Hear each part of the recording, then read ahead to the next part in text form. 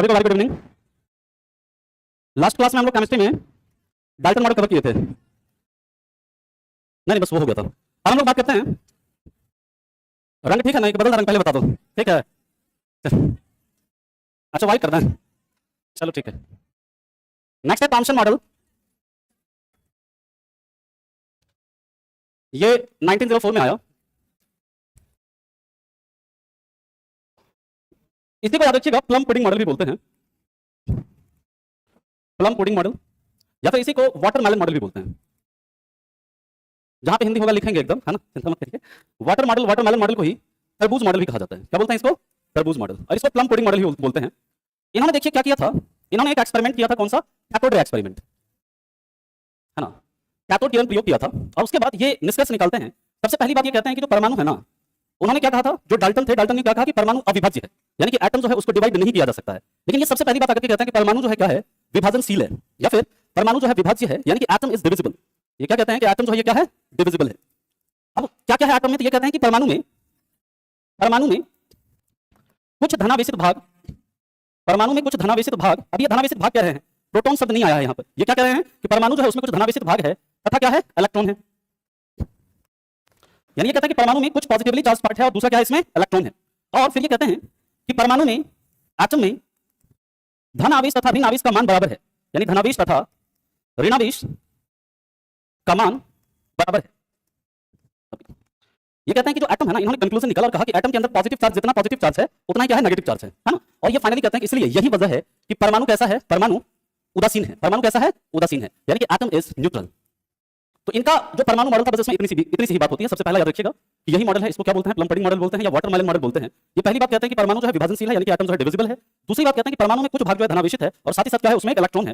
लेकिन जितना positive charge होता है एटम में उतना ही क्या होता है? नेगेटिव चार्ज होता है। और यही कारण है कि परमाणु क्या है? आपका न्यूट्रल है। अब इन्होंने जैसे तरबूज मॉडल दिया था, अभी आपको दिखाएंगे। लिखने के समय देते हैं, थोड़ा सा बस समझ लीजिए, फिर लिखने के लिए टाइम दे रहे हैं आपको। लिखने के लिए टाइम देंगे, जस्ट वेट। वाटरमेलन मॉडल इन्होंने क्या कहा? देखिए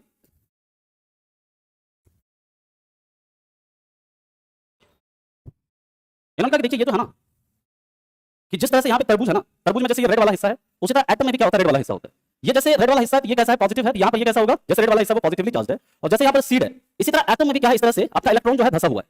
लेकिन ये कहते हैं कि जितना पॉजिटिव चार्ज होगा उतना ही क्या होगा? नेगेटिव चार्ज होगा। और यही वजह है कि एटम न्यूट्रल है। That's it. इसमें इससे ज्यादा आपको याद रखने की जरूरत नहीं है। अब इसके बाद आते हैं हम लोग, बात करते हैं किसकी? रदरफोर्ड मॉडल की। पहले आप इसे नोट करो, फिर चलते हैं इससे आगे। हो गया? मिलेगा? चलिए, अरे तुम पीडीएफ से लिख लिया करिए। अच्छा हाँ, कोई नहीं, लिखो फटाफट लिखो, कोई बात नहीं, लिख लेंगे। चलिए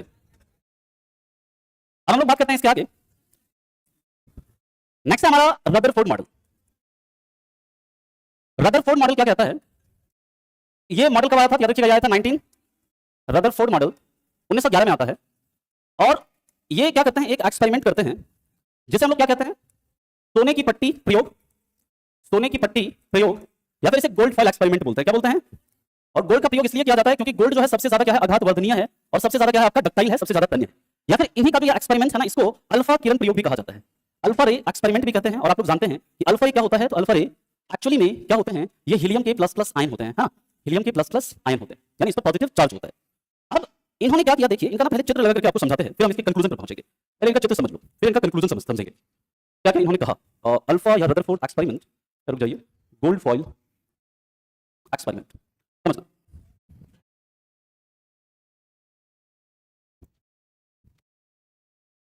यहां पर ये क्या करते हैं? एक गोल्ड फॉइल लिया इन्होंने, देखिए ये गोल्ड फॉइल लिया, और ये जो गोल्ड फॉइल लिया था ना, इसका थिकनेस याद रखिएगा, पूछता है आपसे, इसका थिकनेस क्या था? इसका थिकनेस था 1000 एटम। 1000 परमाणु जितना थिकनेस होगा उतना ही थिक था ये आपका। इसकी मोटाई 1000 एटम की इतनी थी। क्या 1000 एटम का मतलब क्या? अभी आपको बताएंगे। और जैसे यहां से क्या है? एक अल्फा पार्टिकल एमीटर लिया और इस अल्फा पार्टिकल को निकालना इन्होंने शुरू किया। ठीक है, ये देखते क्या है कि इसमें से कुछ अल्फा पार्टिकल जो है वो क्या किए? वो गए सीधे आगे निकल गए, इससे सीधा। यहां पर देख रहे हैं, जैसे ये सीधा ऐसे आगे निकल गया। कुछ अल्फा पार्टिकल जो है कुछ एंगल पर क्या हो गया? डेविएट हुआ। और कुछ 12000 में से, याद रखिएगा, एनसीईआरटी कहता है कि 12000 में से एक अल्फा पार्टिकल जो है ना, एक अल्फा कण या एक अल्फा रे क्या हो गया? वापस आ गया। जब ये पूरा ये सब एक्सपेरिमेंट करते हैं तो इससे ये कंक्लूजन निकालते हैं। सबसे पहली बात ये कहते हैं कि जो भैया एटम जो है ना, एटम जो है, परमाणु जो है कैसा है? गोलाकार है। एटम कैसा है? स्फेरिकल है, गोलाकार है। दूसरी बात ये कहते हैं कि परमाणु का अधिकतम हिस्सा जो है, परमाणु का अधिकतम हिस्सा कैसा है? खोखला है। परमाणु का अधिकतम हिस्सा क्या है? खोखला है। और इन्होंने जो गोल्ड फॉइल का प्रयोग किया था, याद रखिएगा, जो सोने की पट्टी का प्रयोग किया, सोने की पट्टी का थिकनेस याद रखिएगा, सोने की पट्टी की मोटाई 1000 परमाणु के बराबर थी, 1000 परमाणु के बराबर थी। और यहां पर ये याद रखिएगा कि 12000 में से कितना अल्फा रे, 12000 में एक अल्फा रे वापस आता है। ये याद रखना है दो चीज, एक अल्फा रे वापस आ जाता है। तो ये कहते हैं कि परमाणु क्या है, गोलाकार है, एटम जो स्फेरिकल है, और दूसरा कि एटम का अधिकतम हिस्सा जो है क्या है, खोखला है। इसके बाद ये कहते हैं कि एटम में एक धनावेशित भाग है।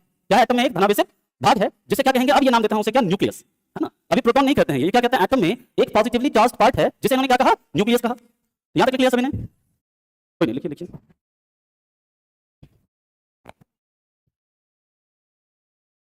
कल जाके हमारा ये चैप्टर कंप्लीट हो जाएगा, और फिर इसके बाद हम लोग पढ़ेंगे एसिड बेस सॉल्ट, अम्ल, क्षार और लवण। हो गया, चलो। अब हम लोग इसके बाद ये कहते हैं कि एटम में एक धनावेशित भाग होता है, जिसे क्या कहते हैं, जिसे नाभिक कहते हैं। क्या कहते हैं, नाभिक कहते हैं। और ये कहते हैं नाभिक परमाणु का सबसे घना हिस्सा है। ये क्या कहते हैं, नाभिक जो है परमाणु का सबसे घना हिस्सा, यानी सबसे डेंस पार्ट है। इसके बाद ये कहते हैं कि नाभिक का आकार, नाभिक का आकार परमाणु की तुलना में बहुत ही छोटा है ना। कितना है, परमाणु की तुलना में बहुत छोटा है। कितना छोटा है, तो बात करते हैं, परमाणु की तुलना में बहुत छोटा है। अब यहां से आपसे पूछा जा सकता है कि ये बताओ, परमाणु की त्रिज्या और नाभिक की त्रिज्या का अनुपात क्या होता है। याद रखिएगा, परमाणु की त्रिज्या और नाभिक की त्रिज्या का अनुपात जो है ये 1,00,000:1, या फिर आप लिख सकते हैं 10⁵ अनुपात कितना, 1। यानी कि इन्होंने कहा कि जो एटम का साइज है ना, न्यूक्लियस की तुलना में कितना गुना बड़ा है, 1,00,000 गुना बड़ा है ना। या फिर कह सकते हैं कि न्यूक्लियस का जो साइज है एटम की तुलना में 1,00,000 गुना क्या है, छोटा है। ये रेडियस का अनुपात आपसे पूछेंगे। और इसके बाद ये कहते हैं कि जो इलेक्ट्रॉन है, इलेक्ट्रॉन कहां रहता है, ये इन्होंने कह दिया कि इलेक्ट्रॉन न्यूक्लियस के चारों ओर, न्यूक्लियस के चारों ओर यानी कि नाभिक के चारों ओर एक वृत्ताकार पथ पर, कैसा पथ, ये याद रखिएगा, एग्जाम में पूछ दिया जाता है, वृत्ताकार पथ या सर्कुलर पाथ पर चक्कर लगाता है। वृत्ताकार पथ पर, सर्कुलर पाथ पर क्या करता है, चक्कर लगाता है। और कभी भी आपसे पूछा जाए एटम का न्यूक्लियस किसने खोजा, एटम के न्यूक्लियस की खोज किसने करी, रदरफोर्ड ने, और अर्नेस्ट रदरफोर्ड नाम है इनका, ERNST, अर्नेस्ट रदरफोर्ड। और अगर आपसे पूछे सेल का न्यूक्लियस किसने खोजा, कोशिका का केंद्र किसने खोजा, तो रॉबर्ट ब्राउन ने।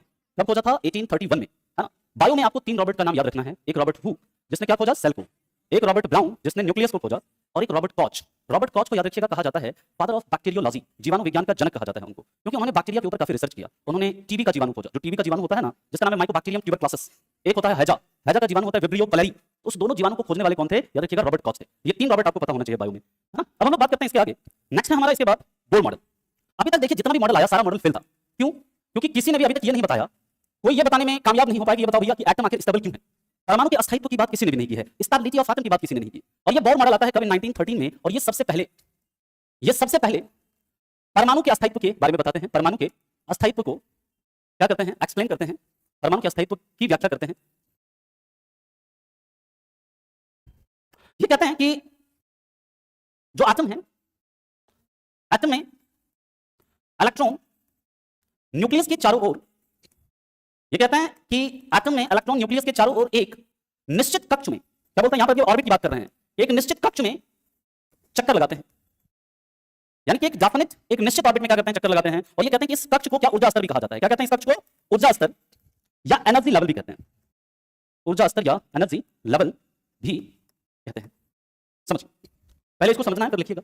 ये कहते हैं ये न्यूक्लियस है, और इसके चारों तरफ क्या है आपका, ये ऑर्बिट है। अब ये आपका पहला ऑर्बिट है, जिसे इन्होंने कहा कि पहला ऑर्बिट जो उसे K से डिनोट करते हैं, दूसरे को L को, L से, तीसरे को M से, इसी तरह चौथा है उसे N से डिनोट करते हैं। अब ये कहते हैं कि कोई भी जो कक्ष है उसमें इलेक्ट्रॉन की संख्या क्या है, फिक्स है। पहले समझ लीजिए, फिर मैं एक पॉइंट लिखूंगा। ये कहते हैं कोई भी ऑर्बिट जो है ना, जैसे K है, इसमें नंबर ऑफ इलेक्ट्रॉन क्या होगा, फिक्स होगा। L में नंबर ऑफ इलेक्ट्रॉन क्या होगा, फिक्स होगा। M में नंबर ऑफ इलेक्ट्रॉन फिक्स होगा। ये इसके बाद कहते हैं कि यहाँ पर जो इलेक्ट्रॉन है, अलग अलग एनर्जी लेवल में जो इलेक्ट्रॉन होंगे, यानी कि K में जो इलेक्ट्रॉन है इसका एनर्जी, L में जो इलेक्ट्रॉन है इसका एनर्जी, M में जो इलेक्ट्रॉन है इसका एनर्जी क्या होगा, अलग अलग होगा। यानी कि अलग अलग ऊर्जा स्तर में जो इलेक्ट्रॉन है उसकी एनर्जी भी क्या होती है, अलग अलग होती है। इसके बाद ये कहते हैं कि समान ऊर्जा स्तर में, यानी कि इस K में जो 2 इलेक्ट्रॉन है, इस दोनों का ऊर्जा क्या होगा, सेम होगा। L में 8 इलेक्ट्रॉन जो होगा, इस 8 का ऊर्जा क्या होगा, सेम होगा। और M में जो आपका कितना इलेक्ट्रॉन होगा, 18 इलेक्ट्रॉन, इस 18 का जो एनर्जी होगा क्या होगा, सेम होगा। अब सवाल उठता है कि सर आखिर ये किस इलेक्ट्रॉन के पास सबसे ज्यादा ऊर्जा होगा। तो ये कहते हैं कि भैया देखो, जो न्यूक्लियस के सबसे 5 वाला जो कक्षा है ना, सबसे नियरेस्ट ऑर्बिट जो है, उसमें जो इलेक्ट्रॉन होगा उसके पास सबसे कम एनर्जी होगा। और जैसे जैसे दूर बढ़ते जाइएगा, उसमें जो इलेक्ट्रॉन जो होगा उसका एनर्जी भी क्या होगा, बढ़ता जाएगा। लेकिन कहीं आप कह रहे हैं सर ये सब तो ठीक है, लेकिन ये जो एटम स्टेबल क्यों है। अभी तक ये एटम की स्टेबिलिटी की बात जब पूछी जाती है, ये कहते हैं कि देखो इलेक्ट्रॉन जो है अपने ऑर्बिट में क्या होता है, वो एक्सेलरेटेड मोशन में होता है, यानी ऐसे स्पिन कर रहा है बहुत तेजी से। लेकिन एक्सेलरेटेड मोशन में होने के बाद भी ये सब जो इलेक्ट्रॉन है ना, ना तो एनर्जी प्राप्त कर रहा है, ना ही एनर्जी लूज कर रहा है, ना तो एनर्जी गेन कर रहा है, ना ही एनर्जी लूज कर रहा है, और वो इसलिए अपने ही ऑर्बिट में क्या है बना हुआ है। और यही वजह है कि एटम जो है क्या है आपका स्टेबल है, कि एटम को अलग से ना तो यहाँ पर कोई एनर्जी प्राप्त कर रहा है, ना ये कोई एनर्जी को लूज कर रहा है, इस वजह से जो है एटम स्टेबल है।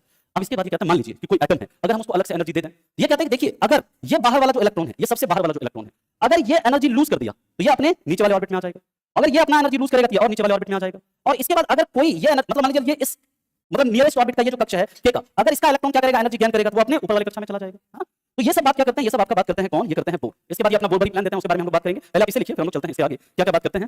हो गया ये, कोई बात नहीं, लिख लीजिए, आगे दिखाएं। अभी तो ये वाला तो कर लो, पहले फिर चित्र दिखाएंगे, है ना। चला ठीक है, अच्छा कोई नहीं, लिखो लिखो लिखो, यहाँ प्रचार नहीं करना है कोनो पार्टी का, है ना। ठीक है, हम लोग बात करते हैं इसके आगे। नेक्स्ट है, ये कहते हैं कि इस ऊर्जा स्तर को KLMN से निरूपित किया जाता है।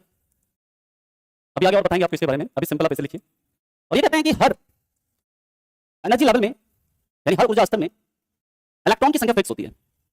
इलेक्ट्रॉन की संख्या क्या होती है, फिक्स होती है। और ये इलेक्ट्रॉन की संख्या निकालने के लिए जो फॉर्मूला होता है ना, याद रखिएगा, नंबर ऑफ इलेक्ट्रॉन, ये जो होता है किसके बराबर होता है, 2n स्क्वायर के बराबर होता है, जहां पर n इक्वल क्या होता है, नंबर ऑफ ऑर्बिट या कक्ष की संख्या, कक्ष की संख्या समझना। अब मान लीजिए जैसे k है, k के लिए नंबर ऑफ ऑर्बिट क्या है 1, k में इलेक्ट्रॉन की संख्या क्या हो जाएगी, 2 × 1 का स्क्वायर 2, l के लिए n इक्वल टू 2 × 2 का स्क्वायर क्या हो जाएगा 8। इसी प्रकार आपका m n इक्वल टू 3 हो जाएगा, 2 × 3 का square that is 18, and n जो है n इक्वल टू n में n इक्वल टू 4 हो जाएगा, और ये हो जाएगा 2 × 4 का स्क्वायर दैट इज 32, है ना, यानी 32। तो इस तरह से आप क्या कर सकते हैं, नंबर ऑफ इलेक्ट्रॉन जो है आपसे पूछा जाता है, ये फॉर्मूला भी पूछता है कि इलेक्ट्रॉन की संख्या निकालने का क्या सूत्र है। इलेक्ट्रॉन की संख्या निकालने का सूत्र क्या है, 2n स्क्वायर है ना। और आपसे पूछेगा कि यहाँ पर पहले ऑर्बिट में कितना, दूसरे ऑर्बिट में कितना, तीसरे में कितना, चौथे में कितना, तो याद रखिएगा। अब इसके बाद ये क्या कहते हैं, तो चलते हैं आगे देखते हैं।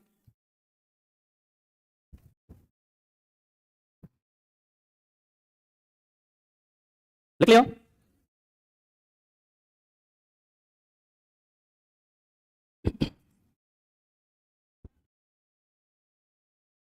हो गया, चला आगे। इसके बाद की बात करते हैं, तो याद रखिएगा, ये कहते हैं कि अलग अलग ऊर्जा स्तर में इनके उसका एक एक पॉइंट आपको पता होना चाहिए। अलग अलग ऊर्जा स्तर में इलेक्ट्रॉन के पास अलग अलग ऊर्जा होती है, अलग अलग ऊर्जा स्तर में इलेक्ट्रॉन के पास अलग अलग ऊर्जा होती है, यानी कि डिफरेंट एनर्जी लेवल में जो इलेक्ट्रॉन है उसके पास डिफरेंट एनर्जी होती है। और ये कहते हैं कि समान ऊर्जा स्तर में, समान ऊर्जा स्तर में कभी इलेक्ट्रॉन के पास, समान ऊर्जा स्तर में कभी इलेक्ट्रॉन के पास समान ऊर्जा होती है, यानी कि K में जो 2 इलेक्ट्रॉन होगा उसके पास दोनों के पास समान ऊर्जा होगी, L में जो 8 इलेक्ट्रॉन होगा उन 8 के पास समान ऊर्जा होगी। इसके बाद ये कहते हैं कि नाभिक के पास वाली कक्षा का ऊर्जा सबसे कम होता है, यानी कि नाभिक के जो पास है कौन सा K, यानी K का जो ऊर्जा है सबसे कम होगा, L का थोड़ा ज्यादा, M का उससे ज्यादा, N का उससे भी ज्यादा, ठीक।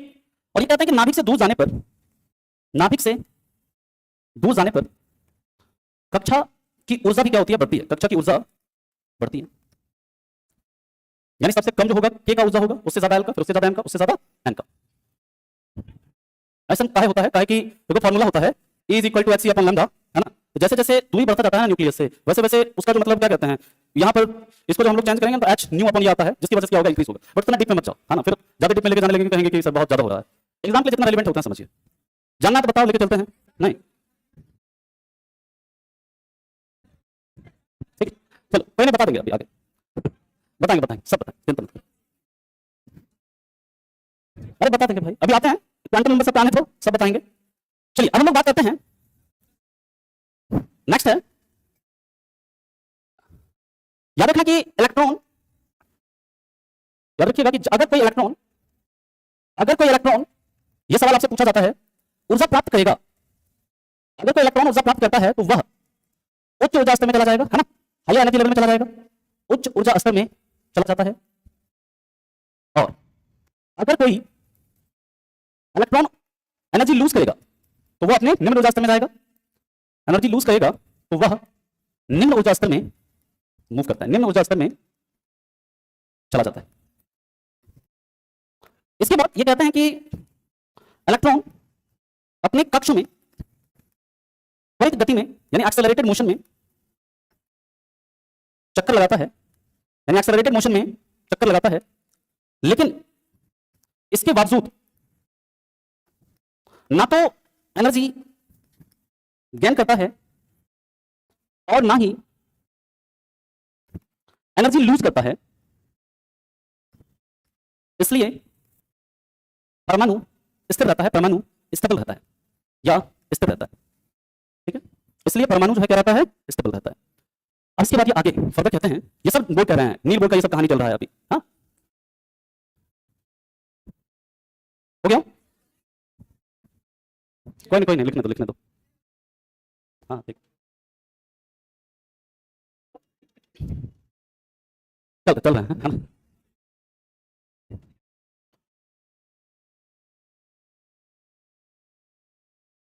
चलिए अब हम लोग मूव करते हैं। इसके बाद ये कहते हैं कि जो ऑर्बिट है, ऑर्बिट यानी जो कक्ष है ना, वो उपकक्ष में डिवाइड होता है।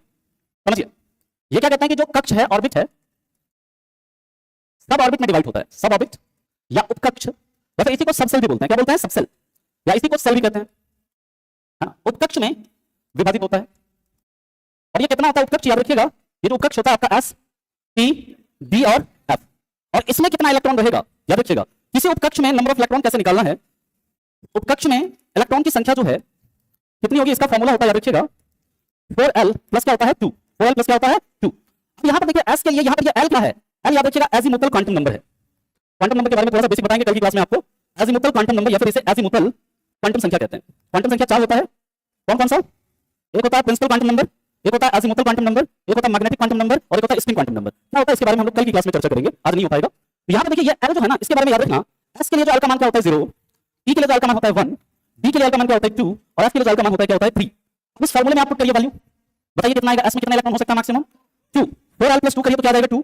इसमें बताइए कितना हो जाएगा 6, इसमें एंड इसमें 14। तो ये इसका कैपेसिटी है। यहां पे भी ये जो s है ना, ये भी ऑर्बिटल में डिवाइड होता है। इसमें 1 ऑर्बिटल होते हैं, इसमें कितने 3 ऑर्बिटल होते हैं, इसमें 5 ऑर्बिटल होते हैं और इसमें कितने 7 ऑर्बिटल होते हैं। अब इस ऑर्बिटल में इलेक्ट्रॉन कैसे फिल होगा, इसके बारे में भी कौन बताते हैं, हुंड और कौन बताते हैं पॉली। हुंड का नियम पढ़ेंगे अभी हम लोग, पॉली का नियम पढ़ेंगे हम लोग कि इसमें आकर इलेक्ट्रॉन कैसे फिल होगा, है ना। यहां पर ये टोटल 7 होगा, 1 2 3 4 5, अच्छा 7 ही था क्या, एक ज्यादा हो। ठीक, अब हम लोग इसके आगे चलते हैं। यहां पे सबको क्लियर है, ये उपकक्ष है, ये उपकक्ष है एसपीडीएफ, सब ऑर्बिट है। और इसके अंदर जो फिर ये देख रहा है ना, डब्बा डब्बा जो बना हुआ है, ये सब क्या है, ये सब ऑर्बिटल है। इसको हम लोग ऑर्बिटल बोलते हैं या फिर इसे बोलते हैं कक्षक। क्या बोलते हैं? कक्षक, ठीक है। कक्षक को, कक्षक या कक्षा, अच्छा कक्षक को, ये ऑर्बिटल को। एस जो है ना, देखो एस में कितना 2 इलेक्ट्रॉन, इसमें 6 इलेक्ट्रॉन, इसमें 10, इसमें 14। एस में जो ऑर्बिटल का संख्या होता है वो 1 होता है, क्योंकि एक ऑर्बिटल में ना 2 इलेक्ट्रॉन रह सकता है। एक ऑर्बिटल जो उसमें कितना इलेक्ट्रॉन रहेगा 2, और यहां पर दोनों का डायरेक्शन अलग होता है, एक ऐसे रहेगा तो एक ऐसे रहेगा। तो चूंकि यहां पर 2 इलेक्ट्रॉन, तो यहां पर एक ऑर्बिटल होगा, यहां पर 6 है तो कितना 3 ऑर्बिटल होगा, यहां पर 10 है तो 5 होगा, यहां पर 14 है तो, और इसका भी नंबरिंग होता है ना। जैसे यहां पर एस में जो इसको नंबरिंग देता है 0, इसको -1 0 + 1, इसको -2 -1 0 + 1 + 2, इसको फिर -3 -2 -1 0 + 1। और इसको क्या बोलते हैं, इसको हम लोग बोलते हैं, कौन सा क्वांटम नंबर बोलते हैं, स्पिन क्वांटम नंबर नहीं। स्पिन क्वांटम नंबर तो होता है आपका ये जो क्लॉकवाइज एंटी क्लॉकवाइज वाला, है ना, ये होता है मैग्नेटिक क्वांटम नंबर। हम लोग बात करेंगे कल की क्लास में, ठीक है, चलेंगे कल देखेंगे ये सब। अभी बस इतना समझो, एस में 2, पी में 6, डी में 10 और एफ में कितने 14 इलेक्ट्रॉन है, और इसमें कक्षकों की संख्या कितनी है, यहां पर 1 है, यहां पर 3, यहां पर 5, यहां पर 7 जो है ऑर्बिटल है। अब एक आता है ऑफ द प्रिंसिपल, समझिएगा, ऑफ द प्रिंसिपल, जिसे हम लोग बोलते हैं ऑफ द का सिद्धांत। ऑफ द जो है, याद रखिएगा, क्या है, एक जर्मन वर्ड है। सबसे पहले तो ऑफ द क्या है, ये एक जर्मन शब्द है। और इस ऑफ द का मतलब क्या होता है, अरेंजमेंट। क्या होता है, अरेंजमेंट, या जिसे हम कहते हैं प्रबंधन। क्या बोलते हैं, प्रबंधन। यहां पर ऑफ द प्रिंसिपल जो ये किसने दिया, बोर्ड नहीं दिया, किसने दिया, नील बोर्ड ने। और ये क्या बताता है, ये बताता है कि ये किसी परमाणु के कक्ष में इलेक्ट्रॉन के अरेंजमेंट से संबंधित है, यानी कि किसी भी एटम के ऑर्बिट में इलेक्ट्रॉन फिल कैसे होगा, इससे रिलेटेड है, संबंधित है। अभी आपका प्रिंसिपल क्या कहता है समझिए। इसमें इन्होंने क्या कहा, नील बोर्ड ने, इन्होंने कहा कि इलेक्ट्रॉन सबसे पहले कहां जाएंगे, इलेक्ट्रॉन सबसे पहले निम्न ऊर्जा स्तर में जाएंगे। कहां पर, लोअर एनर्जी लेवल में, निम्न ऊर्जा स्तर में फिल होंगे। और इसके बाद ये कहते हैं कि जब तक लोअर एनर्जी लेवल, जब तक निम्न ऊर्जा स्तर फिल नहीं होगा, जब तक लोअर एनर्जी लेवल फिल नहीं होगा, तब तक इलेक्ट्रॉन उच्च ऊर्जा स्तर में नहीं जाएंगे। अभी इसका समझेंगे पूरा इलेक्ट्रॉनिक कॉन्फ़िगरेशन, यही से आप लिखा है, उच्च ऊर्जा स्तर में नहीं जाएंगे। और साथ ही साथ कहते हैं ये कि कोई भी एटम जो है, याद रखिएगा, यही पे कहते हैं किसी एटम के बाहरी कक्ष में, बाहरी कक्ष यानी आउटर मोस्ट ऑर्बिट में मैक्सिमम कितने इलेक्ट्रॉन होंगे, मैक्सिमम 8 इलेक्ट्रॉन होंगे। यानी ये कहते हैं कि इलेक्ट्रॉन कैसे फिल होगा, ये कहते हैं कि इलेक्ट्रॉन को सबसे पहले निकल का ऑर्बिट में फिल करो, जो निचला वाला जो ऊर्जा स्तर है उसमें फिल करिए। जैसे निचला वाला फिल हो जाएगा फिर उससे ऊपर ले जाइए, फिर उससे ऊपर ले जाइए, लेकिन इस बात का ध्यान रहे कि जो सबसे बाहरी कक्ष है उस बाहरी कक्ष में 8 से ज्यादा इलेक्ट्रॉन नहीं है। और इसी तरह से इसी सिद्धांत पर हम लोग कोई भी एटम है उसका इलेक्ट्रॉनिक विन्यास लिखते हैं। क्या लिखते हैं? इलेक्ट्रॉनिक विन्यास। अब इलेक्ट्रॉनिक विन्यास आपको लिखना सिखाते हैं कि कैसे इलेक्ट्रॉनिक विन्यास लिखा जाता है। इसी आधार पर लिखते हैं हम लोग इलेक्ट्रॉनिक विन्यास को। आगे चला आप, ठीक लिख लीजिए। फिर हम लोग बात करेंगे हुन्स रूल, पॉलीज रूल, फिर बात करेंगे atomic number, atomic mass, isotope, isobar, isotone, isoneutron, isodiaphere, isomer, और भी कई सारे हैं। चला आगे, हाँ बोलिए।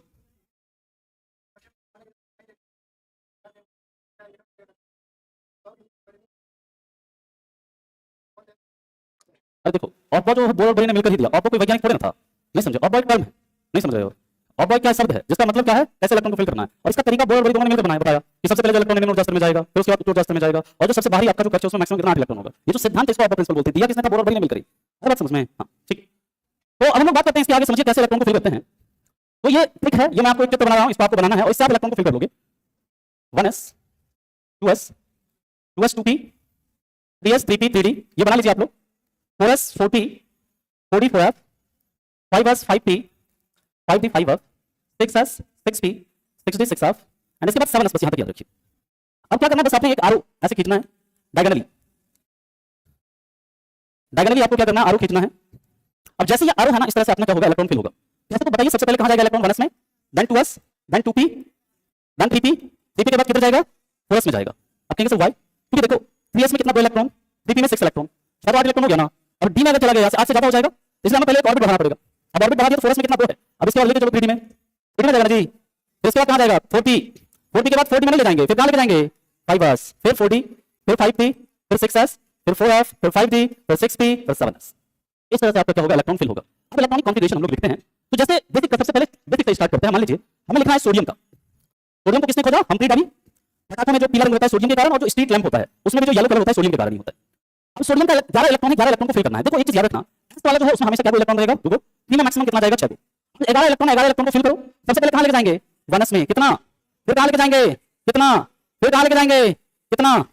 और इसके बाद अब इलेक्ट्रॉन कितना बचा हमारे पास? देखो 6 2 10 को फिल हो गया, 1 बचा है। ये इलेक्ट्रॉन कॉन्फ़िगरेशन हो गया। इसका छोटा फॉर्म होता है छोटा रूप। छोटा रूप क्या होता है? छोटा रूप लिखना है ना बाबू, ऐसे लिखना है। देखो एक में देखो टोटल ऊपर कितना है, 2 में टोटल देखो कितना है, 3 में टोटल देखो कितना है। ये 2,8,1 ये क्या बता रहा है? ये बता रहा है कि पहले ऑर्बिट में 2 इलेक्ट्रॉन है, दूसरे ऑर्बिट में 8 इलेक्ट्रॉन है, तीसरे में कितना है? 1 इलेक्ट्रॉन है। और याद रखिएगा कोई भी एटम जो है उसका जो आंतरिक कक्ष में जो मौजूद इलेक्ट्रॉन होता है उसको क्या बोलते हैं? कोर इलेक्ट्रॉन कहते हैं। जो सबसे बाहरी कक्ष में जो इलेक्ट्रॉन होता है उसको क्या बोलते हैं? वैलेंस इलेक्ट्रॉन या संयोजी इलेक्ट्रॉन कहते हैं। और सबसे ज्यादा एनर्जी किसके पास होगा? वैलेंस इलेक्ट्रॉन के पास होगा। किसी भी एटम का केमिकल प्रॉपर्टी कौन डिसाइड करेगा? वैलेंस इलेक्ट्रॉन डिसाइड करेगा, है ना। अब इसका दूसरा इसका एक्सेप्शन दिया, पहले कुछ और लिख लेते हैं हम लोग। यहां तक तो ये समझ में आ गया सबको? 3-4 को हम यहां पर लिखते हैं, आप लोगों को ऐसा लिखना है खुद से। फिर बता देते हैं, दूसरा एग्जांपल देके बता देते हैं। हां दूसरा एग्जांपल देके बता देते हैं, है ना। ठीक है चल, अब दूसरा एग्जांपल ले लेते हैं। मान लो Mn ले लेते हैं, मैग्नीज। मैग्नीज का एग्जांपल ले लेते हैं। मैग्नीज का एटॉमिक नंबर कितना होता है जी? 25। और मैग्नीज के आयस्क का क्या नाम है, कोई बता सकता है? हां पिटजाइट,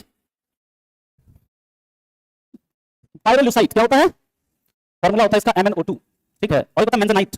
मेंजेनाइट चलिए इसे लिखते हैं पहले। 25 इलेक्ट्रॉन फिल करना है। देखो 1s2 2s2 2p6 3s2 3p6 4s2 20 में चला गया।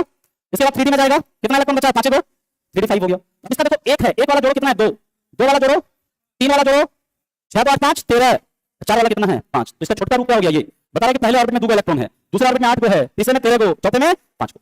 आगे बात समझ में? कहां पे?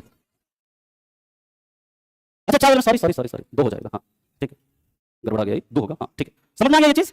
अब आप लोग खुद से लिखिए, जैसे जिंक का लिखो, एटॉमिक नंबर लिख रहा है 30। ब्रोमीन का लिखिए 35। इसके बाद तीन का लिखो 50, 3 का लिखो। फिर हम लोग चलेंगे इसके आगे, इसका एक्सेप्शन देखेंगे फिर हम लोग क्या क्या इसका एक्सेप्शन है। लिखना सीख गया ना सब लोग? अच्छा बताएंगे पहले करिए ना, ये 2-3 तो समझाएंगे, सब समझ में आ जाएगा। शॉर्ट वाला ने अच्छा पावर कैसे लिखना समझ में नहीं आ रहा है? अरे देखो एस में कितना इलेक्ट्रॉन जाएगा, बी में कितना जाएगा, डी में कितना 10। अब हमारे पास देखो इसके पास 25 इलेक्ट्रॉन है, जिसको भी समझ में आया समझिए। मैग्नीज के पास 25 इलेक्ट्रॉन है। तो एक ऐसे स्टार्ट करेंगे, जैसे तरीका यहाँ पे बताया इस क्रम में हमको लेकर के चलना है। यहाँ पे क्रम बताया ना, इस क्रम में हमको लेकर के चलना है ना। पहले 1s में, फिर 2s में, फिर 2p में, फिर 3s में, फिर 3p, फिर 4s, फिर 3d 4p 5s ऐसे। अब हमारे पास 25 इलेक्ट्रॉन है, 25 इलेक्ट्रॉन को फिल करना है। तो पहले देखो 1s में जाएगा, 1s में कितना इलेक्ट्रॉन जाएगा, फिर 2s में जाएगा, फिर 2p में जाएगा 6, 3s में, 3p में, 4s में, टोटल कितना इलेक्ट्रॉन फिल हो गया हमारा 20 को फिल हो गया। 5 इलेक्ट्रॉन बच में किया है, डी में भले 10 इलेक्ट्रॉन जा सकता है, लेकिन हमारे पास कितना इलेक्ट्रॉन है, तो बाकी बचा हुआ किसमें चला जाएगा, डी में। आया समझ में? ठीक है। हाँ क्या हुआ डी में? हाँ हाँ हाँ नहीं आपका अभी अभी निकलते हैं। देखिए जिनका हम लोग लिखते हैं 1s2 2s2 3s2 4s2 3d कितना 10। यहाँ पे आउटर मोस्ट ऑर्बिट ये वाला है ना, चौथा है ना, पहले हम ऑर्बिट बढ़ा दिया यहाँ पे, तो d तो इनर ऑर्बिट हो गया। बात समझ में आया? 3d यहाँ पे 3s के बाद 3p के बाद हम 3d काहे नहीं लिए थे, कि अगर 3d ले लेते तब आउटर मोस्ट ऑर्बिट में 8 से ज्यादा इलेक्ट्रॉन हो जाता, इसलिए हम यहाँ पर आउटर मोस्ट ऑर्बिट हमारा क्या है 4s है, इसलिए हम 3d में 10 इलेक्ट्रॉन दे सकते हैं, कोई दिक्कत नहीं है। अब समझ में ये इसका हो गया। इसके बाद याद रखिएगा, हाँ अरे चलो मैं फिर से समझा देता हूँ, समझ लो कोई बात। क्या हुआ?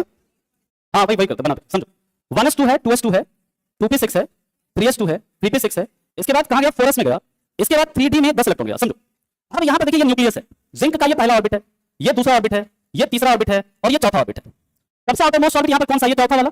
इस चौथे वाले में कितना इलेक्ट्रॉन है 2 है, बाकी इसमें तो मैक्सिमम इसका कैपेसिटी तीसरे का कितना होता है 18 इलेक्ट्रॉन इसमें भर सकते हैं ना जी। आउटरमोस्ट ऑर्बिट में 8 से ज्यादा नहीं डाल सकते हैं। तीसरा वाला आउटरमोस्ट ऑर्बिट है, इसमें टोटल कितना इलेक्ट्रॉन हो सकता है 18 को, यानी 2 कहां पर गया s में, 6 कहां पर गया p में और 10 कहां पर गया d में, तो 10 से 16 तो 18 इलेक्ट्रॉन हो गया। आता समझ में? अब तो दिक्कत नहीं है। अब शॉर्ट फॉर्म में लिखो, जहां 1 है एक साथ लिख दो, जहां 2 है एक साथ लिख दो, जहां 3 है उसको एक साथ लिख दो, और जहां d है जहां पर 4 है वहां एक साथ लिख दो। ठीक है बराबर है? ये क्लियर है सबको? नहीं क्लियर हुआ कोई बात नहीं, अगले एग्जांपल से समझते हैं। नहीं समझ में आया है समझ में कैसे नहीं आएगा? हाँ समझाते, हाँ बताइए, करते फिर सब देखो समझाते हैं, अगला समझाते हैं समझो। हाँ एक्सेप्शन में भी एक्सेप्शन पे आ रहा है, तांबा क्रोमियम सिल्वर ये सब जो एक्सेप्शन है अभी उस पे आते हैं। एक्सेप्शन पे अभी आते हैं, पहले इसको समझो। हाँ दूसरा कर रहे हैं, देखो अब हमारे पास ब्रोमीन है, ब्रोमीन है, इसका कितना होता है 35। अब देखो यहाँ पे पहले हम साथ में फिर से यही बना लेते हैं, 1s 2s 2p 3s 3p 3d 4s 4p 4d 4f 5s 5p 5p 5f 6s 6p 6d 6f और यहाँ पे मान लीजिए 7s। इलेक्ट्रॉन को फिल कैसे करेंगे, तो पहले ऐसे, फिर ऐसे, फिर ऐसे, फिर ऐसे, फिर ऐसे, ऐसे, इस तरह से इलेक्ट्रॉन फिल होगा। ऐसा इसलिए होता है क्योंकि देखिए 1s के बाद 2s में जाएगा, 2p के बाद 3s में, 3p के बाद ये 3d में इसलिए नहीं जाएगा क्योंकि यहाँ पर जैसे 3p से ये 3d में जाएगा ना डायरेक्ट, तो आउटरमोस्ट ऑर्बिट में 8 से ज्यादा इलेक्ट्रॉन हो जाएगा। जबकि ऑर्बिट का प्रिंसिपल क्या कहता है, प्रिंसिपल की आउटरमोस्ट ऑर्बिट में मैक्सिमम 8 इलेक्ट्रॉन रहेगा। 3s से 3p में नहीं जाके, 3d में नहीं जाके वो हम पहले 4s में भेजेंगे। 4s में इसलिए भेज रहे हैं ना पहले, ताकि हमारा आउटरमोस्ट ऑर्बिट क्या हो गया, चौथा वाला ये आउटरमोस्ट ऑर्बिट हो गया। अब यहाँ पे हमारा आउटरमोस्ट ऑर्बिट ये हो गया, अब हम इसको फिर कहाँ भेज सकते हैं, 3d में भेज सकते हैं। जैसे यहाँ से देखिए 35 इलेक्ट्रॉन हमको फिल करना है, पहले कहाँ लेके जाएंगे उसको फॉलो करो, कितना 1s में कितना जाएगा, उसके बाद बताओ कहाँ जाएगा, फिर कहाँ जाएगा, फिर कहाँ जाएगा, इसके बाद 4p ये वाला जी। अब इसका शॉर्ट फॉर्म लिखो, कोमा 18 कोमा कुछ है, आया समझ में? हाँ झूठे तुम लोग बना हुआ है। एक तो लिखो और एसएन का लिखो, 3 का लिखो, इसके बाद एक्सेप्शन की तरफ मूव करते हैं। 3 का खुद से लिखो, ऐसे लिख लो, लिखो प्रैक्टिस करोगे तभी से मतलब वो होगा। ये सब चीज जितना लिखोगे ना उतना बढ़िया रहता है ना।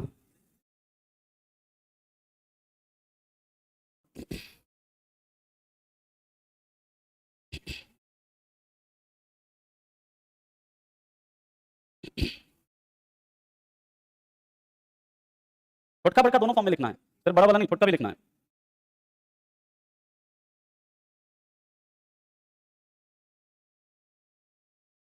हो गया?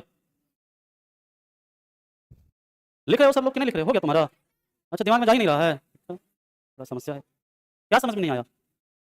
अच्छा बाद में, ठीक है ठीक है, चलिए लिखते हैं अब हम लोग। लिखा है 1s में 2, 2s में 2p 3s 3p6 3d, इसके बाद कहाँ जाएगा 4p6, फिर 5s, फिर कहाँ जाएगा 4d, कितना इलेक्ट्रॉन चला गया जी, 2 2 4 6 10 2 12 6 18 20 10 30 36 38 47। 4d के बाद कहाँ जाएगा देखो 5p में, 2 8 18 2 6 8 10 18 फिर से ना, इसके बाद 2 2 4 जोड़ के देखो 50 हो गया ना जी। ठीक है ठीक है ठीक है, मतलब तुम लोगों को आगे लिखना, अब लिख लोगे, अब कोई दिक्कत नहीं है। चल अब हम लोग बात करते हैं इसके आगे। हाँ ये पहला, ये दूसरा, ये तीसरा, ये चौथा, ये पांचवा, यहाँ पर इसी तरह ये पहला दूसरा तीसरा चौथा। अच्छा ये वाला ये के में है, ये के एल एम एन है ना, ये ओ, अच्छा ये वाला बोल रहे हो? अरे ऐसा नहीं पूछता है ना, यहाँ पर आपसे बस ये पूछेगा, एक तो बड़का वाला पूछेगा, एक ये छोटा वाला। इसका मतलब ये समझिए, ये तो लिखा है ना 2, 1, 18, 18, 4 एम एम में जाएगा ना, कहीं नहीं जा तो रहा। एफ में जाएगा वैसा क्या कहते हैं होना चाहिए ना। अरे एक मिनट, यहाँ पे 4D के बाद 5P में गया है, अब इसके बाद 6S आएगा, वैसा आएगा तो 4F में भी जाएगा, लेकिन 4D से डायरेक्ट नहीं जाएगा इधर। जैसे आप गोल्ड का कभी लिखिएगा, आप मान लीजिए टंगस्टन का लिखना, घर पे जाकर प्रैक्टिस करना, एग्जाम में जितना पूछता उतना पढ़ो, है ना, है कि नहीं, लिखने आ जाना चाहिए बस। चलो अब हम लोग एक्सेप्शन याद रखिएगा इसका, बात समझो, शांत हो थोड़ा सा। अब देखिए कुछ तत्व ऐसा है ना, कुछ एलिमेंट ऐसा है जो कि ऑफ द प्रिंसिपल का पालन नहीं करता है। सबसे पहला इसका क्रोमियम। क्रोमियम इसको डिनोट करते हैं सीआर से, एटॉमिक नंबर होता है 24। इसका आप लोग लिखिए पहले, इसका पहले अपना नॉर्मल आप लिखो जैसे लिखते हो, 1s2 लिखेंगे, 2s2, 2p6, 3s2, 3p6, 4s2, इसके बाद क्या लिखेंगे 3d4, ये लिखेंगे ना। अब याद रखिएगा ये जो इलेक्ट्रॉनिक कॉन्फ़िगरेशन है ये गलत है, क्योंकि एक्चुअली में होता क्या है कि कोई अगर मान लीजिए ऑर्बिट हाफ फिल्ड है, कंप्लीटली आधा जो है ना पूरा फिल्ड है ऐसे, इस तरह से आधा फिल्ड है, तो वो क्या होगा, ज्यादा स्टेबल होता है। क्या होता है, ज्यादा स्टेबल होता है। ये क्रोमियम क्या कहेगा, ऐसे कहेगा कि भाई देखो तुम फुल तरह से स्टेबल, हम जो है 4 इलेक्ट्रॉन हमारे पास है, लेकिन अगर तुम एक इलेक्ट्रॉन दे दो तो तुम भी, तुम्हारा भी आधा फिल रहेगा और हमारा भी आधा ऑर्बिट फिल रहेगा, तो हम लोग ज्यादा स्टेबल हो जाएंगे। इसलिए यहाँ पर एस वाला क्या कहेगा, एक इलेक्ट्रॉन इसको दे देगा अपना, और यहाँ पर इलेक्ट्रॉनिक कॉन्फ़िगरेशन इसका बदल जाएगा, क्या 1s2, 2s2, 2p6, 3s2, 3p6, 4s1 और 3d5। अब इसका शॉर्ट फॉर्म में लिखो, क्या हो जाएगा 2, 8, 5, 6, 11, 2, 13 होगा ना जी, 6, 2, 8, 5, 13, 1, यानी कितना हो गया 10, 13, 24, ठीक है। यानी ये आपका इसका सही इलेक्ट्रॉनिक कॉन्फ़िगरेशन है। तो पहला एक्सेप्शन हो गया क्रोमियम, और क्रोमियम से याद रखिएगा इसका एक अलॉय होता है, निकल और क्रोमियम को मिला दो बनाता है क्या, नाइक्रोम। यूज कहां पे होता है इसका, हीटर का कॉइल हो गया, आयरन का कॉइल हो गया, और इसका यूज कहां करते हैं नाइक्रोम का, कुछ ना कुछ तो स्पेशल होगा ना जिसमें। टंगस्टन का यूज कहां कर लेते हैं, अच्छा जल्दी नहीं होता है। चलो याद रखना, बल्ब में टंगस्टन का यूज इसलिए करते हैं कि बल्ब जो है टंगस्टन जो है ना वो ज्यादा लाइट प्रोड्यूस करेगा, कम हीट प्रोड्यूस करेगा, इसलिए यहाँ पे टंगस्टन का यूज हो रहा है। और यहाँ पे नाइक्रोम का यूज इसलिए करते हैं कि ये ज्यादा हीट प्रोड्यूस करेगा और कम लाइट प्रोड्यूस करता है ना, इस वजह से क्या होता है यहाँ पर निकल और क्रोमियम का यूज करता है, नाइक्रोम का यूज होता है। चलो अब इसका अगला एक्सेप्शन देखते हैं। नेक्स्ट जो इसका एक्सेप्शन है that is copper. Atomic number 29, second best conductor of electricity है ये। याद रखिएगा कॉपर की कमी हो जाती है तो अनीमिया होता है, कॉपर ज्यादा हो जाता है तो विल्सन नामक रोग होता है, याद रखना कौन सा, विल्सन। अब इसका इलेक्ट्रॉनिक कॉन्फ़िगरेशन लिखो, नॉर्मल लिखो पहले, 1s2, 2s2, 2p6, 3s2, 3p6, 4s2, 3d। अब देखो तो कहेगा कि भैया आधा फिल रहो तुम, हमको कंप्लीट फिल करो, ज्यादा स्टेबल हो जाएंगे। तो यहाँ पे क्या होगा, ये एक इलेक्ट्रॉन इससे ले लेगा और क्या हो जाएगा 1s2, 2s2, 2p6, 3s2, 4s1, 3d 10, 2, 8, 18, 1, ये होगा ना। तो देखो तो आपका ये एक्सेप्शन है, साथ ही साथ और एक्सेप्शन लिख लीजिएगा। अगला एक्सेप्शन है इसका सिल्वर, इसका लिखने की जरूरत नहीं, बस याद रखना सिल्वर, इसके बाद गोल्ड, ठीक है। ये सब क्या है, इसका और एक्सेप्शन है। क्रोमियम, कॉपर, सिल्वर, गोल्ड, ये क्या है, ऑफ प्रिंसिपल का एक्सेप्शन है जो कि ऑफ के सिद्धांत का पालन नहीं करता है। अब हम लोग बात करते हैं इसके आगे एटॉमिक नंबर क्या होता है, एटॉमिक मास क्या होता है ना, ये सब देखेंगे। और फिर ये तो जैसे atomic mass, atomic number, isotope, isobar, isoneutron, isoelectron, ये सब कंप्लीट हो जाएगा। फिर हम लोग देखेंगे कि अब वो पॉली का नियम क्या है, हुंड का नियम क्या है, principal quantum number, magnetic quantum number, azimuthal quantum number, है ना, स्पिन क्वांटम नंबर, ये सब हम लोग देखेंगे। अब हम लोग बात करते हैं एटॉमिक नंबर की। एटॉमिक नंबर की बात करते हैं तो सबसे पहले याद रखिएगा इसको खोजा किसने, सुबह बताया था ना, परमाणु संख्या किसने कहा कि कोई भी एटम जो है, कोई भी तत्व जो है उसका सबसे फंडामेंटल प्रॉपर्टी क्या है, एटॉमिक नंबर है। कौन कहा था ऐसा, मोसले ने, यानी कि इसकी खोज किसने की, इसकी खोज मोसले ने की। कब की, 1913 में, याद रखना। लेकिन एटॉमिक नंबर होता क्या है, याद रखिएगा किसी भी परमाणु के नाभिक में मौजूद, किसी भी परमाणु के नाभिक में मौजूद प्रोटॉन की संख्या को, किसकी संख्या, प्रोटॉन की संख्या को परमाणु संख्या कहते हैं, परमाणु संख्या कहते हैं। न्यूट्रॉन का है मतलब इलेक्ट्रॉन का है नहीं, जबकि अगर न्यूट्रल एटम है तो उसमें इलेक्ट्रॉन प्रोटॉन दोनों बराबर होता है। अब चूंकि देखिए मान लीजिए कोई अगर इलेक्ट्रॉन लूज कर देगा तो आयन बना देगा, इलेक्ट्रॉन का संख्या क्या हो सकता है, बढ़ भी सकता है, घट भी सकता है। इलेक्ट्रॉन अगर कोई छोड़ दिया तो इलेक्ट्रॉन का संख्या घट जाएगा, ध्यान कर लिया तो बढ़ जाएगा। लेकिन प्रोटॉन जो होता है वो क्या रहता है, निश्चित रहता है न्यूक्लियस में। इसलिए कहते हैं कि जो एटॉमिक नंबर होता है वो क्या रहता है, वो प्रोटॉन के संख्या के बराबर होता है। और इसे किससे निरूपित करते हैं, याद रखिएगा इसे जेड से, कैसे निरूपित करते हैं, जेड से निरूपित करते हैं, ठीक है। अब देखो अगर कोई न्यूट्रल एटम है, याद रखिएगा किसी उदासीन परमाणु में, उदासीन का मतलब जिस पर कोनो चार्ज नहीं है, किसी उदासीन परमाणु में नंबर ऑफ इलेक्ट्रॉन और नंबर ऑफ प्रोटॉन क्या होगा, बराबर होगा, नंबर ऑफ प्रोटॉन बराबर नंबर ऑफ इलेक्ट्रॉन। अब देखो आपको ना कुछ कुछ एटम का एटॉमिक नंबर याद रखना है, लेकिन सर कितना तक याद रखना है, 20 तक तो देखो याद होना ही होना चाहिए, है ना। उसके बाद कौन कौन याद रखना है हम लिख देते हैं कि 20 तक वाला भी लिखना है, वो तो अभी टेबल लगा देते हैं, टेबल लगा देते हैं, लिख लेना आप लोग, ठीक ना, पहले इतना लिखो, फिर कौन कौन सा याद रखना है। और हर एटम के बारे में हम एक दो पॉइंट बोलते रहेंगे एक्स्ट्रा, वन लाइनर में एकदम स्पीड से लिखते रहना, कुछ भी एटम लिखेंगे तो उसके बारे में एक दो पॉइंट हम बोलते जाएंगे, एग्जाम के लिए जो इंपॉर्टेंट होगा तो लिखते जाइए आप लोग उसको।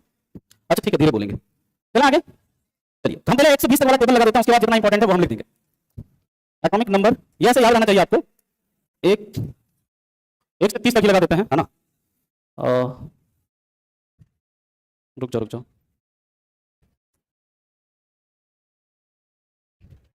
इतना छोटा होगा ना दिखेगा नहीं आपको, हाँ रहने रुक जाओ लगा हुआ है सबके रूम में, कोई बात नहीं है।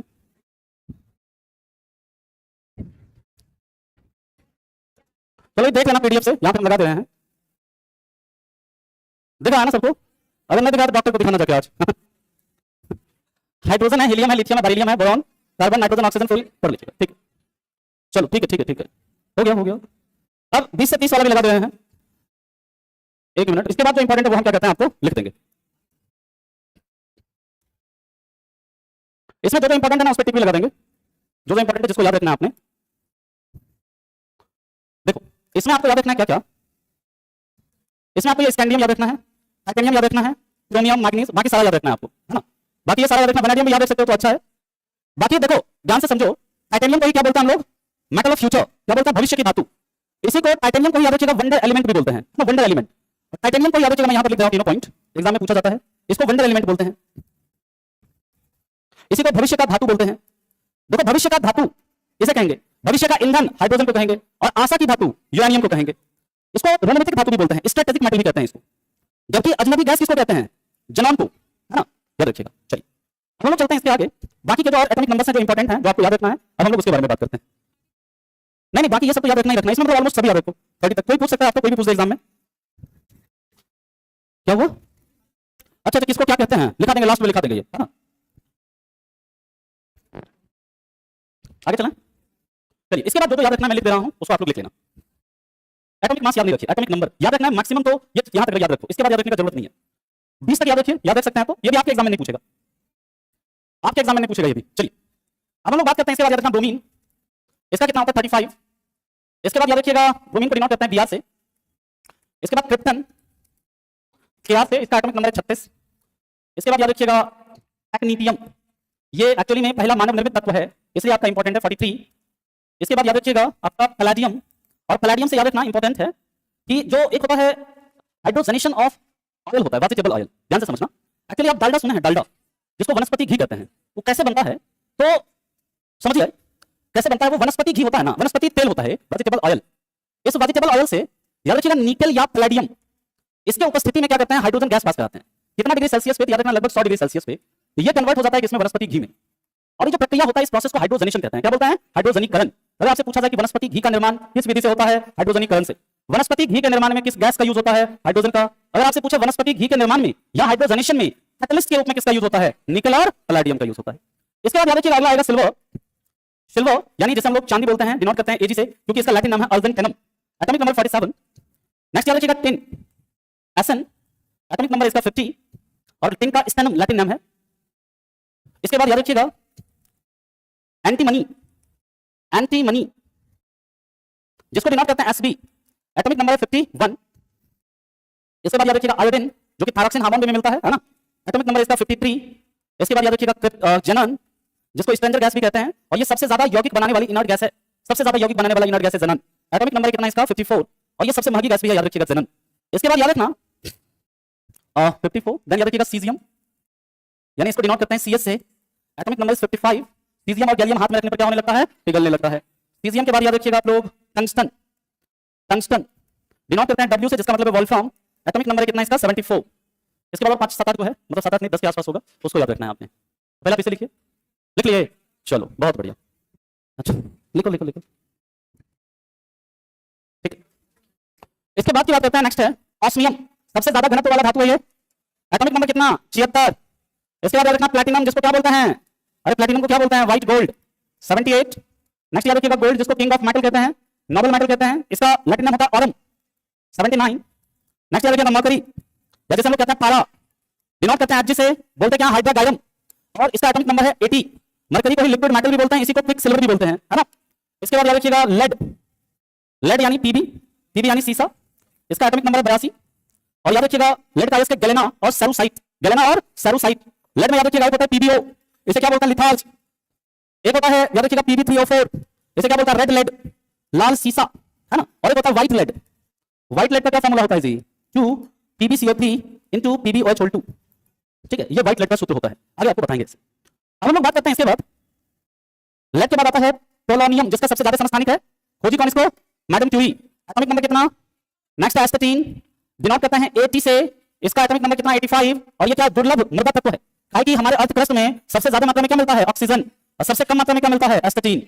इसके बाद याद रखिएगा रेडॉन, आयन, ये हमारे मतलब ये सबसे भारी इनर्ट गैस है, याद रखिएगा। हमारे वायुमंडल में ऐसे तो नहीं मिलेगा, लेकिन जब क्या आएगा? भूकंप, तब ये मिलेगा आपका।